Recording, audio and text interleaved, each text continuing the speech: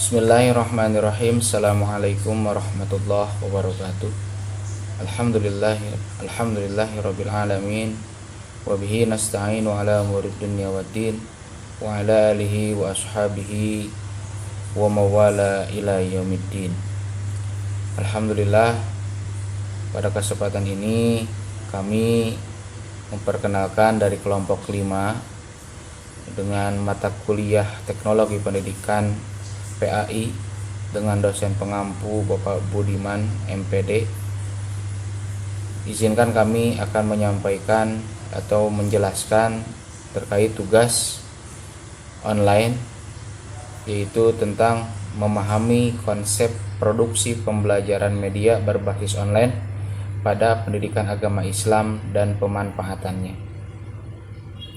Untuk mempersingkat waktu, kami aturkan kepada petugas untuk menjelaskan terkait materi ini. Silakan. Bismillahirrahmanirrahim. Assalamualaikum warahmatullahi wabarakatuh. Saya Hilmi Hamdani dari kelas 3F. Langsung saja di sini saya akan menjelaskan tentang konsep pembelajaran online. Kualitas pendidikan adalah salah satu masalah pendidikan yang harus menjadi sorotan penting dalam perbaikan sistem pendidikan, khususnya yang berkenaan dengan kualitas pembelajaran. Dari berbagai kondisi dan potensi yang ada, apalagi di saat pandemi COVID-19 sekarang, upaya yang dapat dilakukan untuk peningkatan kualitas tersebut adalah mengembangkan pembelajaran yang berorientasi pada siswa. Pembelajaran yang berorientasi pada siswa dapat dilakukan dengan membangun sistem pembelajaran yang memungkinkan siswa memiliki kemampuan untuk belajar lebih menarik, interaktif, dan bervariasi. Upaya peningkatan kualitas pembelajaran dapat dilakukan melalui pemanfaatan teknologi tersebut dalam suatu sistem yang dikenal dengan online e-learning atau daring. Pembelajaran online pertama kali dikenal karena pengaruh dari perkembangan pembelajaran berbasis elektronik atau e-learning yang diperkenalkan oleh Universitas Illinois. Melalui sistem pembelajaran berbasis komputer, online e-learning merupakan suatu sistem yang dapat memfasilitasi siswa belajar lebih luas, lebih banyak, dan bervariasi. Melalui fasilitas yang disediakan oleh sistem tersebut, siswa dapat belajar kapan dan di mana saja tanpa terbatas oleh jarak, ruang, dan waktu. Materi pembelajaran yang dipelajari lebih bervariasi, tidak hanya dalam bentuk verbal, melainkan lebih bervariasi seperti visual, audio, dan gerak. Secara umum, pembelajaran online sangat berbeda dengan pembelajaran secara konvensional. Pembelajaran online lebih menekankan pada ketelitian dan kejelian siswa dalam menerima dan mengolah informasi yang disajikan secara online. Secara tersirat, Bung Curtis mengemukakan dalam survei online training in online world bahwa konsep pembelajaran online sama artinya dengan e-learning. Oleh karena itu, online e-learning di Indonesia mulai dirasakan dari proses pembelajaran mandiri melalui tugas-tugas yang diberikan. Pembelajaran mandiri lebih menekankan belajar melalui segala sumber yang dapat mendukung dengan bantuan seminimal mungkin dari orang lain. Perkembangan online e-learning mulai kentara saat adanya pembelajaran jarak jauh. Melalui pembelajaran jarak jauh, pemerintah dapat mengatasi masalah pemerataan pendidikan untuk semua individu. Ya. Melalui pembelajaran jarak jauh, proses pembelajaran dikombinasikan dengan e-learning. Sejak saat itu, online learning terus berkembang. Pada awalnya, online learning masih dikombinasikan dengan pembelajaran konvensional untuk melatih siswa untuk lebih mandiri. Melatih kemandirian belajar siswa di Indonesia bukan suatu hal yang mudah, dikarenakan sistem pembelajaran terdahulu atau sistem pola tradisional yang beranggapan bahwa guru merupakan sumber belajar utama. Setelah siswa lebih mandiri, barulah online e-learning dapat dilakukan secara menyeluruh. Mungkin hanya itu yang bisa saya sampaikan. Kurang lebihnya mohon maaf. Akhirul kalam. Wassalamualaikum warahmatullahi wabarakatuh. Saya Elena Fayanti akan memaparkan materi yang kedua, yakni analisis kebutuhan online learning. Faktanya, yang terjadi e-learning semakin banyak digunakan. Teknologi telah menjadi cara yang penting untuk menangani pendidikan, pelatihan, dan kebutuhan pelatihan ulang dari sebuah masyarakat memperluas pengetahuan. Singkatnya, belajar online yang paling rasional ketika secara langsung memenuhi kebutuhan peserta didik dan organisasi. Misalnya, suatu organisasi perlu menyediakan kegiatan pembelajaran untuk peserta didik yang tersebar dan memiliki sumber daya yang tepat, serta dukungan fasilitas. Teknologi hal ini bisa sangat membantu. Di sisi pembelajaran, teknologi dapat menjadi nilai tambah yang besar bagi peserta didik yang memiliki tujuan pembelajaran yang spesifik, memiliki dukungan, dan bersedia serta mampu menerima pembelajaran. Pembelajaran yang sepenuhnya online memiliki beberapa syarat bagi peserta didik, yaitu yang pertama, ICT literasi. Siswa harus memiliki kemampuan awal berupa penguasaan ICT yang dasar sebagai alat untuk belajar. Artinya, jika siswa kelas rendah di mana kemampuan membaca dan menulisnya belum baik, maka tidak cocok menggunakan sistem online. Namun bagi mereka lebih cocok langsung dibimbing oleh guru. Yang kedua, independensi. Online learning membutuhkan kondisi siswa yang sudah terbiasa untuk mandiri, yaitu memanfaatkan fasilitas belajar online untuk mempelajari materi, mengerjakan kuis, dan berlatih menguasai kompetensi tanpa harus dibimbing langsung oleh guru. Yang ketiga, creativity and critical thinking. Fasilitas pembelajaran online sangat beragam. Siswa dapat mempelajari berbagai tools yang tersedia, seperti browsing, chatting, group discussion, video conferencing, quiz online, dan lain-lain. Hal ini menuntut adanya kreativitas siswa untuk memanfaatkan semuanya dengan optimal. Dalam hal ini, diperlukan kreativitas siswa memvariasikan dan menggali pengalaman belajar dengan modus yang bervariasi.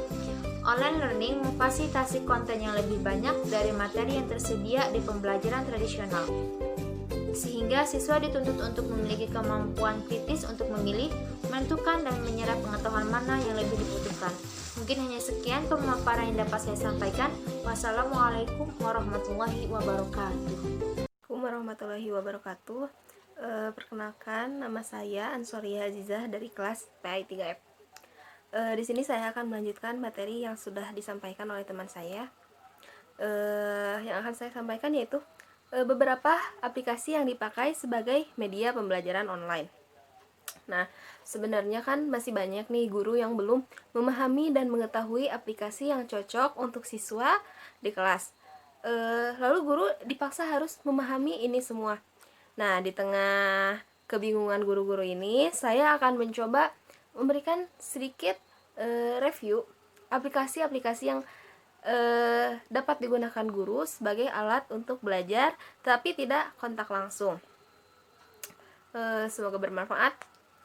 Yang pertama ada Google Classroom. Nah, Google Classroom ini memudahkan guru untuk membuat kegiatan belajar jarak jauh menjadi efektif. Tidak seperti aplikasi Zoom, Google Classroom juga memungkinkan bagi guru untuk melakukan kegiatan belajar layaknya di kelas tanpa batas waktu maksimal. Biasanya guru lebih senang menggunakan aplikasi ini karena sudah terintegrasi dengan layanan Google Calendar, Google Drive, juga Gmail sebagai sarana pemberitahuan jika ada tugas atau materi yang disampaikan di Google Classroom. Nah, selanjutnya yang kedua ada Zoom Meeting. Zoom Meeting ini menjadi salah satu aplikasi favorit untuk mempermudah kegiatan belajar mengajar. Zoom merupakan aplikasi video conference untuk melakukan koordinasi. Aplikasi ini memudahkan peserta didik untuk melakukan diskusi dengan temannya ataupun dengan guru. Hal ini memungkinkan juga peserta didik bisa bekerja sama dengan temannya jika ditugaskan oleh guru untuk melakukan kerja kelompok. Nah, aplikasi ini memiliki keunggulan seperti bisa menampung hingga 100 orang peserta dalam satu sesi video. Selain itu, ada fitur sharing screen yang bisa memudahkan semua peserta dalam video tersebut saling melihat layar yang dibagikan oleh salah satu peserta. Hanya saja kekurangannya, aplikasi ini ialah durasi maksimal untuk satu kali melakukan video conference ialah 40 menit dalam satu kali sesi. Selanjutnya yang ketiga ada ruang belajar. Nah, ruang belajar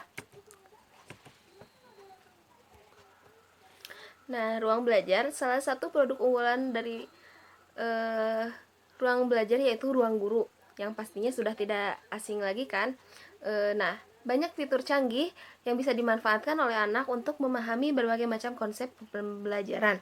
Fitur-fitur canggih tersebut antara lain seperti video belajar dengan animasi, rangkuman yang lengkap, dan tentunya banyak soal-soal dan latihan.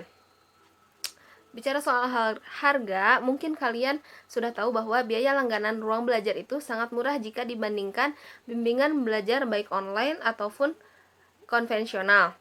Banyak diskon yang ditawarkan tentunya menjadi alternatif pendamping kegiatan anak belajar di rumah.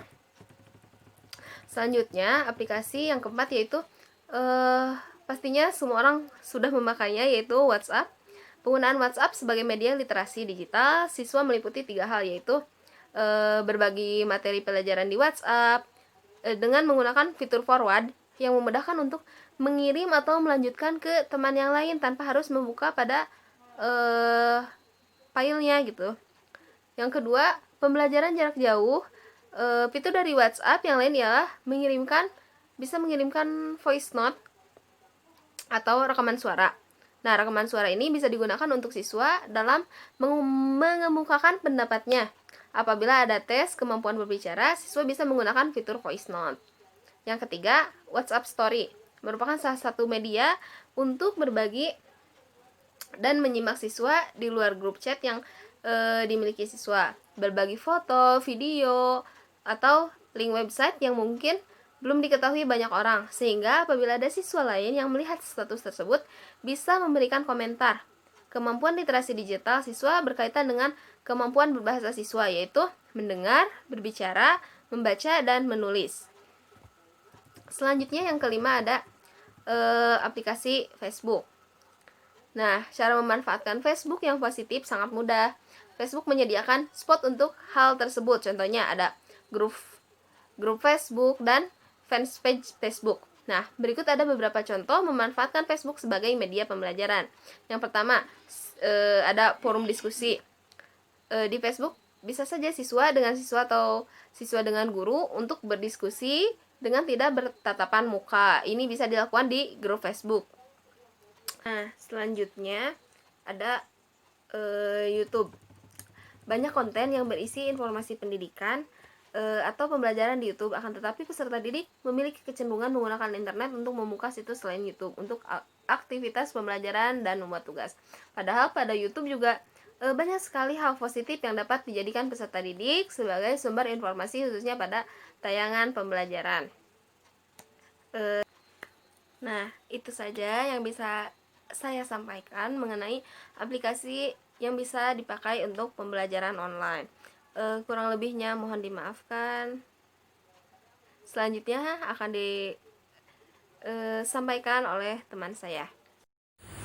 Kami ucapkan terima kasih kepada petugas yang sudah memaparkan terkait materi yang dibahas. Untuk yang selanjutnya, kami akan menarik kesimpulan dari apa yang sudah disampaikan. Kualitas pendidikan adalah salah satu masalah pendidikan yang harus menjadi sorotan penting dalam perbaikan sistem pendidikan, khususnya yang berkenaan dengan kualitas pembelajaran. Dari berbagai kondisi dan potensi yang ada, apalagi di saat pandemi COVID-19 sekarang. Upaya yang dapat dilakukan untuk peningkatan kualitas tersebut adalah mengembangkan pembelajaran yang berorientasi pada siswa. Pembelajaran yang berorientasi pada siswa dapat dilakukan dengan membangun sistem pembelajaran yang memungkinkan siswa memiliki kemampuan untuk belajar lebih menarik, interaktif, dan bervariasi. Aplikasi yang bisa dimanfaatkan sebagai media pembelajaran online diantaranya ada Google Classroom, YouTube, Facebook, WhatsApp, Zoom Meeting, dan ruang belajar seperti Ruang Guru. Mungkin itu yang bisa disampaikan. Apabila ada hal-hal atau penjelasan yang kurang paham dan kurang jelas, bisa ditanyakan, silakan diberi masukan kepada kami, atau ada pertanyaan silakan untuk diketik dan diserahkan atau disampaikan kepada kami. Mungkin itu saja yang bisa kelompok kami sampaikan, kelompok 5 sampaikan. Mudah-mudahan apa yang dibahas dan dijelaskan bisa menjadi tambahan ilmu untuk kita dan bisa menjadi ilmu yang bermanfaat untuk kita. Kurang lebih mohon maaf. Nun wal qalami wa ma yasturun. Assalamualaikum warahmatullahi wabarakatuh.